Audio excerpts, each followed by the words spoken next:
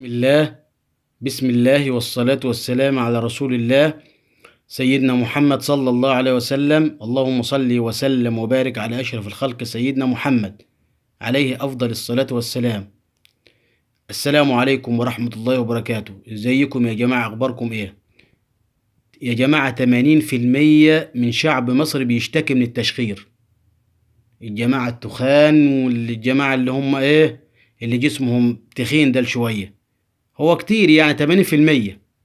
النهاردة إن شاء الله بإذن الله هنتكلم عن تشخير النهاردة بإذن الله. ده العلاج بتاعه اللي هو 3 جزاز ده اللي قدامكم. دي جزازة حبة البركة، زيت حبة البركة، وده زيت سمسم، وده زيت النعناع. ده اللي يتاخدوا 3 مرات، مرتين في اليوم، مش 3، عفوا، مرتين في اليوم. مرة الصبح ومرة قبل النوم بساعة. حاجة كويسة، ممتازين يعني. على بنظام قطرة العين دي تتغسل غسلة كويسة نظيفة، ويتقطر منها من كل عين في الأنف 5 مرات، والواحد يرجع دماغه لورا عشان خاطر هيحصل بلغم كده وبتاع.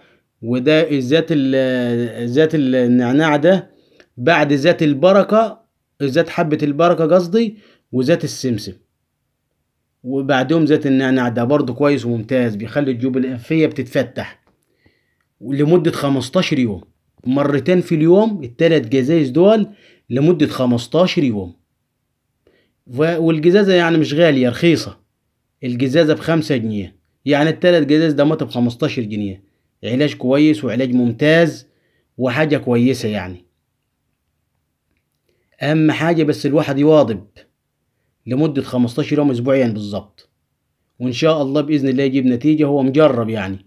والواحد برضه ياخد حمام بخار، يعني حلة مية مثلا، والواحد يجيب الفوطة كده ويحطها لا مؤاخذة على دماغه، والمية سخنة، وإن شاء الله بإذن الله يعني إن شاء الله حاجة كويسة يعني.